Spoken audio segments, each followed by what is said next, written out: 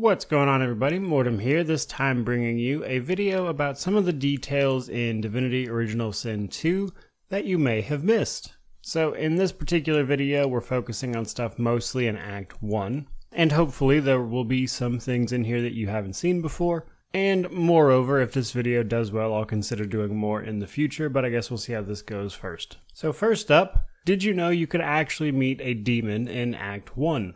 It does require a bit of jumping through hoops and is pretty easy to miss. So as part of the main story in Act 1 to get off the island of Fort Joy, you have to find a way to deal with the Shriekers that guard the way out. Shriekers being a one-shot kill unless you purge them of their source somehow. Now, this can be done a variety of ways. However, one of them is to obtain the helmet of Brockus Rex, who used to live on the island. Now, you'll find his helm in his armory at this point on the map.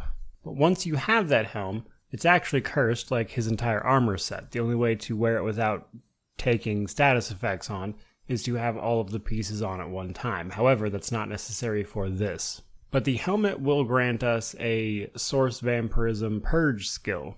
Now we need to use this Purge skill 3 times. And once we do so, a demon will actually appear from the helm. Now there is no way to end this conversation without combat. However, if you talk to him a little bit, you can get some foreshadowing a little bit on later acts. I don't want to spoil anything by any means. It's just a fun little interaction, and while it doesn't really do anything for the story at all, it is just kind of a cool little thing. And then for our second thing, I wanted to mention that it is possible to win the card game with the thugs on the second level of Fort Joy that are playing cards on the ramparts. Now normally, if you walk up on this interaction, they'll invite you to play cards, basically in an attempt to extort money from you. Now, you don't have to agree to playing cards by any means. You can just refuse and then say you don't have any money and walk away. You can threaten them, which will then of course lead to a fight. Or you can play cards, typically speaking lose, and then be forced to again either pay them or fight them. But there is actually another option, because not too far away on a beach area, there is a man dying on the beach who needs healing. And if you have a means to heal this person, such as a scroll of restoration or someone with the spell restoration, you can cast it on him to heal him. Now he's a grumpy guy, and basically you just need to ask what happened to him if you don't want to kill him. However, keep in mind that at any point you can just kill him or pickpocket him and take the card off his inventory. But if you heal him, he will offer you a card called the Sparkler. Now basically, this is a card from the card game that they're playing here in town. That is an instant win. If you play the Sparkler, you win. Apparently, this man stole this card from the camp boss, Griff, who the thugs actually work for. Now, if you have this card and then go choose to play that card game, you can lay it down and you'll actually win, and the thugs will pay you. Now, it's an inconsequential amount of gold. It's a lot of running around for basically no reward other than this interaction, but nonetheless, I thought it was a cool detail that I wanted to share with you guys. Which brings us to our third one, and we kind of just mentioned him, Camp Boss Griff. So in the Fort Joy prison area, Griff sort of acts as a crime boss, kind of. So basically, if any of the sorcerers get too out of hand, the magisters that are holding you all there just will do things like not feed any of you. So Griff essentially keeps all of the people in the prison in check, so the magisters are more inclined to do their part, so to speak. Griff, largely, is not a nice person by any means. He is absolutely harming people in every which way, and all the thugs that you see around Fort Joy work for him. Now, regardless of what happens to Griff, you might be interested in knowing that in Act 4, the last act of the game, when you get to Arcs, you can go to a schoolhouse where you can meet a woman with the last name Griff. And if you ask her about it, she'll explain that Griff is actually her husband, who was a school teacher at this school here in Arcs. He was rounded up as a sorcerer and sent to Fort Joy. So it turns out Griff wasn't always a terrible sort of crime boss, as his wife describes him as a very kind, caring man. And it seems the situation he was put in has certainly taken its toll on him. And that brings us to Paladin Cork.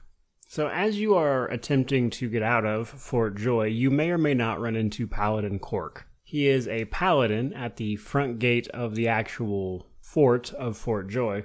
basically demanding to speak to the Magister's ranking officer. Because keep in mind, the Paladins and the Magisters are separate groups, and what this conversation is designed to tell you is essentially just that the Paladins and the Magisters aren't seeing eye to eye on things.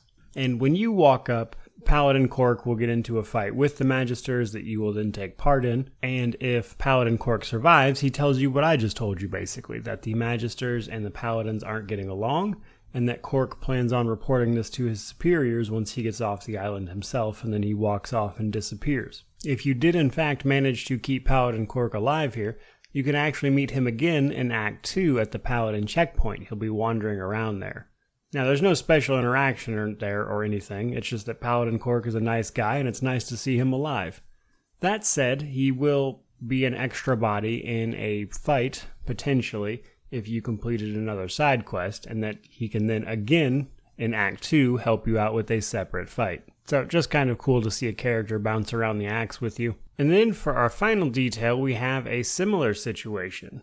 Unfortunately, this one doesn't have quite as happy an ending. So in the prisons of Fort Joy, you can find Magister Dolores being interrogated by other Magisters, because Magister Dolores was trying to help some of the prisoners at Fort Joy. And then when you walk up, you will get into a fight with the Houndmaster of the Magisters. Now, it is very difficult to keep Dolores alive here, but it is possible. He's laying on the ground, he's about dead, he has very little health. He does not move, and it's very easy to have him get hit with AoEs or things like that. It's a pain to keep this guy alive. But it is nonetheless possible, and if you do so, you can talk to him. Now, in addition to talking to him, you have to actually heal the guy up via spells or just giving him a potion or something like that. And in exchange, he'll give you some information, potentially about a way out of Fort Joy. However, if you're nice to him and you healed him and everything in this interaction, you will actually meet him again later in Act 3 on the Nameless Isle, where Dolores will become a temporary companion that will follow your group around and help you fight some of the fights there on the Nameless Isle, which I thought was an incredibly cool touch, considering that they did not need to do that in any way. Now, sadly, I think it's safe to say Dolores probably dies on the Nameless Isle just due to the events of the story that unfold there and how that situation winds up wrapping up, because the island basically gets destroyed and only your party members make it out. So I'm inclined to say that Dolores probably meets his end on the Nameless Isle, no matter what. That's going to do it, guys. Some details in Divinity Original Sin 2 that you may have missed. Let me know what you guys think down in the comment section below. Again, if this video does well, I will do more in the future. There's a ton of detail on Divinity Original Sin 2, and I'm confident I could do several of these videos. So just kind of want to gauge interest with this one and see where we can go from there. But if you did enjoy the video, please remember to like, comment, subscribe, all that YouTube jazz. But regardless of any of that, truly just thank you so much for watching. May you wander in wisdom and have an amazing day.